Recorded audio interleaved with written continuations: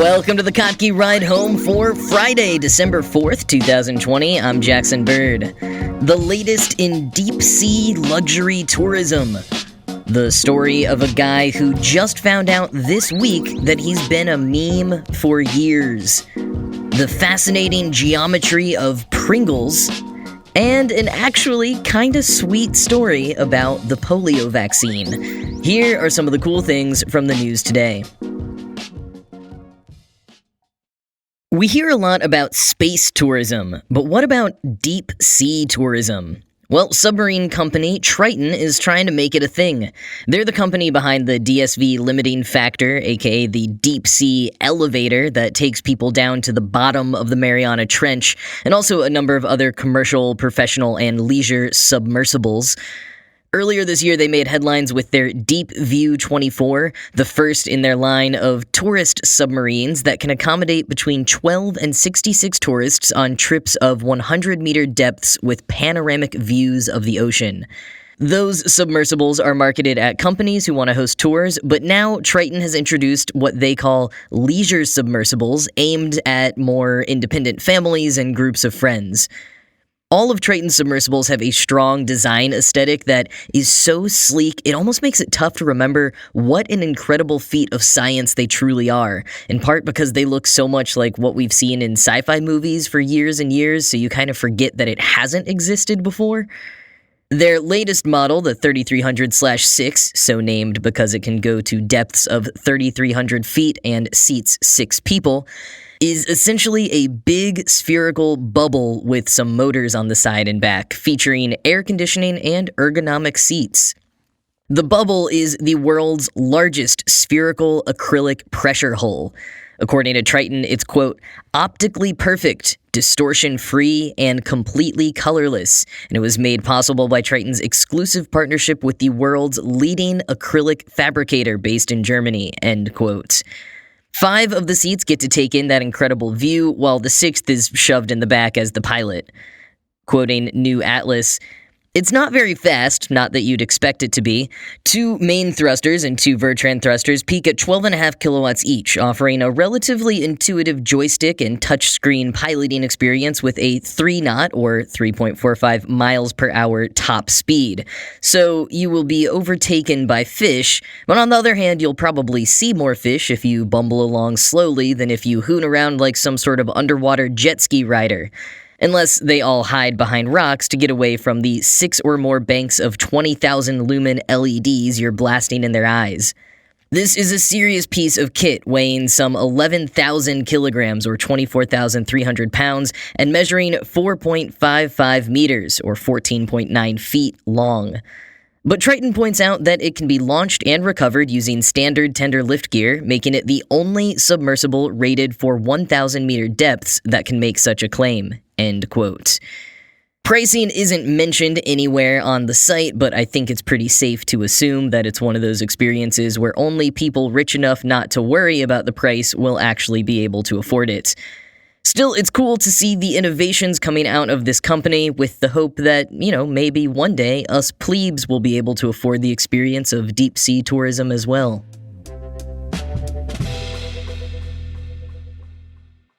So one of my favorite ongoing series to watch on YouTube is from BuzzFeed called I Accidentally Became a Meme. They track down folks whose images started proliferating without their knowledge and interview them about where the image first came from, how they found out it became a meme, and what's happened since. And the stories really vary.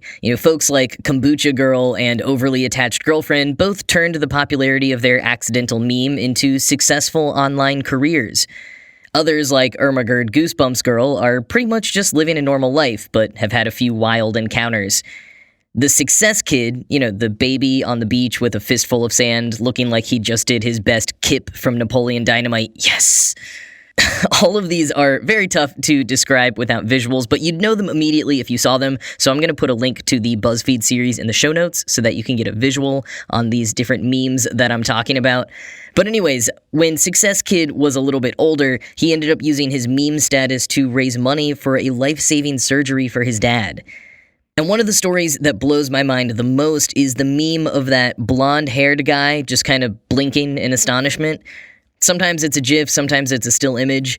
It blows my mind because it turns out that that was just from a couple of frames from a tiny crop of a 2-hour-long live stream in a niche video game community that was doing weekly live streams, and for which tons of GIFs were always made. But somehow, and not even immediately, not until 4 years later, that particular GIF found its way beyond that niche community to the rest of the internet and has since become one of the most popular reaction images online. That's what's especially wild about these stories to me. Not so much how it impacts someone's life afterwards, although that's fascinating too and leads to lots of questions about personal intellectual property and stuff, but just the absolute randomness and kind of chaos theory, as Blinking White Guy calls it, of how it happens. And this morning, I came across the birth of one of these stories on Twitter. It's not anywhere on the scale of Success Kid or Bad Luck Brian, but on Tuesday, natural scientist Dr. Adrian Smith posted on Twitter, quote, "Here's a very 2020 thing I just learned about myself. This picture of the 8-year-old third grade version of me has been a meme for years. Like, there's merch and everything. Internet is weird," end quote. With the tweet, he shared a photo of his third grade school picture, complete with that classic early 90s laser background, in unfortunate but era-accurate butt-cut hairdo, and some pre-braces front teeth that it looks like he eventually grew into. So about 3 years ago, a comedian and artist who goes by Teenage Stepdad got a hold of the picture and turned it into an ongoing gag about his fake stepson, Grayson. There are countless recreations with weird intersecting storylines and even a whole line of merch for Teenage Stepdad. Now, while I can't find much evidence that it has gone substantially beyond Teenage Stepdad's community, it seems like a hugely popular joke within his fairly sizable following. And maybe it's just because it's such a typical school photo from that era, but I do feel like I have seen this photo in some meme before. Dr. Smith says he doesn't know Teenage Stepdad and has never spoke to him. He only discovered his photo was being used when it came up on his Instagram stories the other day. And as for how a photo that for years only existed on the wall of his grandmother's house became a quasi-meme without his knowledge, Dr. Smith says that in about 2008, he submitted the photo to a laser portrait-themed Tumblr called We Have Lasers. And it's apparently been proliferating in ways large and small online ever since. And that's kind of the story with most people who became memes. Only a rare few of them stumbled into meme status with something they intentionally put online themselves. So many origin stories of memes are from people who posted a photo somewhere innocuous like Flickr, only for it to be discovered, repurposed, and posted by a stranger, and before long, take on a life of its own in a way that eventually affects the real life of the person in question. Living in New York City, especially before the pandemic, I often thought about just how many photos I must be in the background of without having any idea. Now, I wonder how many of us have become quasi-memes within niche online communities without knowing it. And if it happens to you one day, what will you do?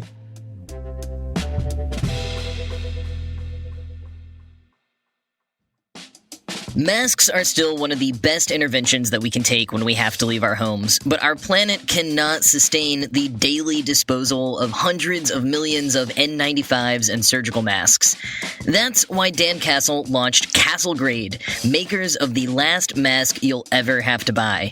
Castle Grade is an FDA-registered N95 mask made of soft silicone.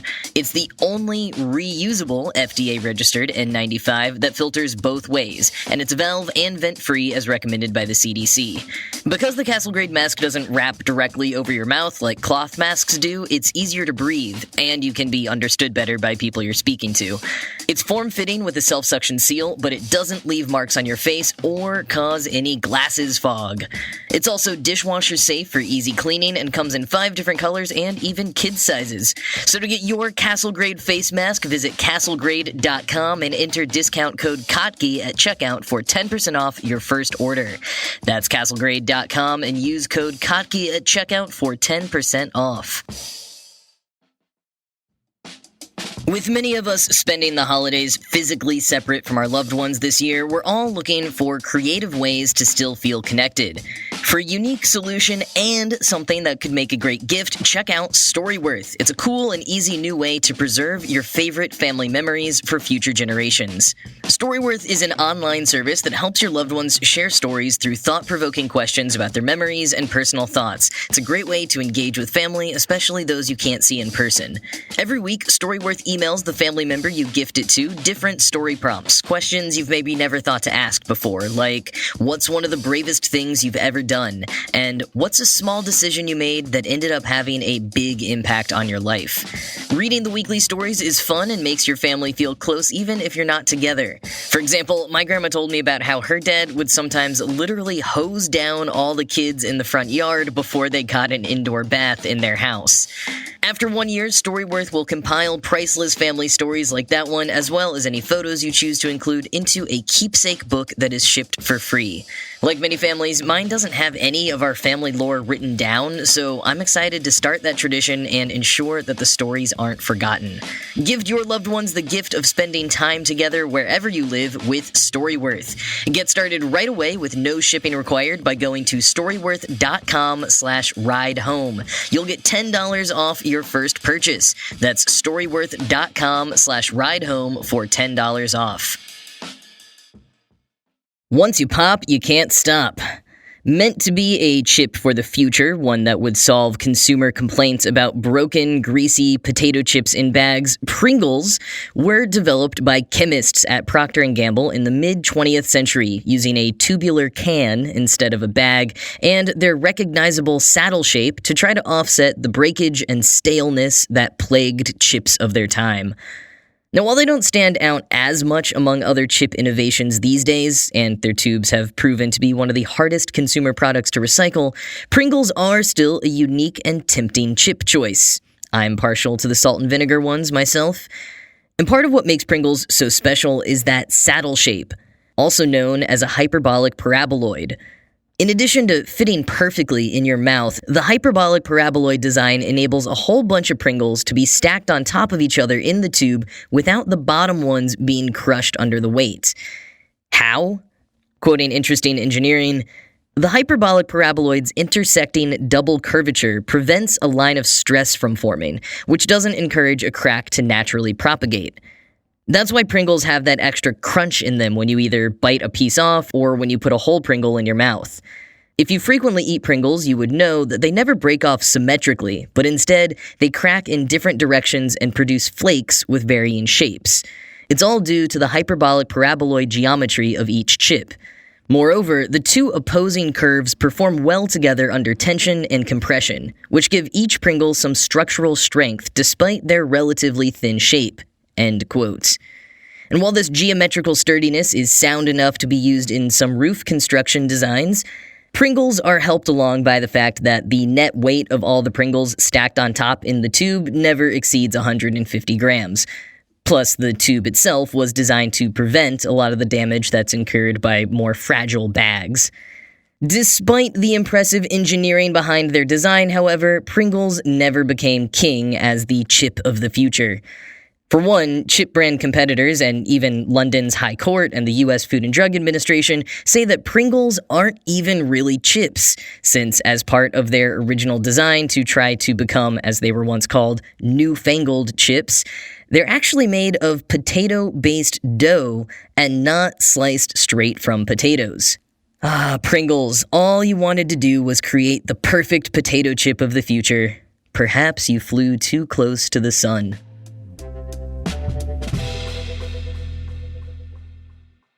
Ending the week with a purely sweet story. Vaccines are all over the news and high on our minds right now, so I wanted to share a quick, lighthearted story about the polio vaccine. I know, polio, not a lighthearted topic, but stick with me here. So I've seen polio mentioned a lot since the news of successful vaccine candidates have been announced, mostly in discussions about people who are skeptical about taking these new vaccines, or about the anti-vax crowd in general. Because one theory that I've heard is that a reason some people might be able to fear the vaccines more than the diseases they prevent is because the vaccines did their job. Those diseases were more or less eradicated. We don't see the horror and tragedy of diseases like polio anymore. And maybe if anti-vaccine leaning people did see that, or if they spent more time talking to older people still living who lost siblings or became disabled from polio themselves, they'd remember why the vaccines were invented in the first place and why they're so important. And with that in mind, people have been sharing their stories about polio and about the difference it made when the vaccine came out. A lot of those, as you can imagine, are really tough and heavy stories to read, though all the more important because they are. But as promised, I wanted to share one of the more lighthearted accounts that has been making the rounds on the internet this week. It comes from a man named Jeffrey Sherman, the son of Robert Sherman of the Sherman Brothers, the pair behind a ton of the songs in Disney musicals. They wrote the songs for Chitty Chitty Bang Bang, The Jungle Book, Bedknobs and Broomsticks, and you have them to thank for It's a Small World After All. Sorry. Son Jeffrey posted this on Facebook on Tuesday, and I'm just going to read the whole thing for you. Quote, "When I was a kid, they rolled out the vaccine for polio. We were given it at school on a sugar cube. I went home, and my dad, who was working on Mary Poppins, asked how my day was.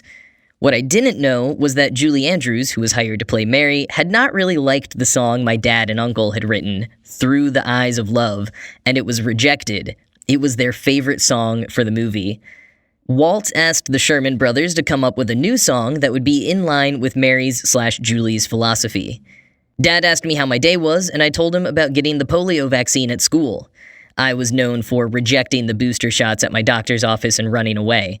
He said, 'Didn't it hurt?' I told him that they put it on a sugar cube and you just ate it.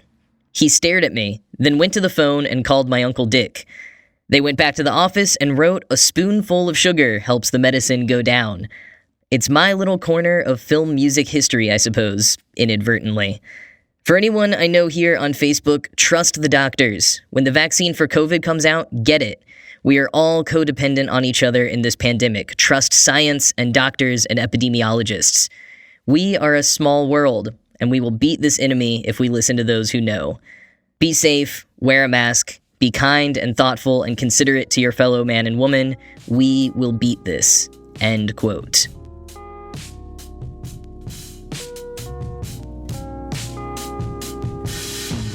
That is all for this week. As always, this show was produced by Ride Home Media and Kottke.org. I am Jackson Bird, and I am going to go do a reverse image search of myself to double check if I'm actually a meme. I hope you have a great weekend, and I will talk to you again on Monday.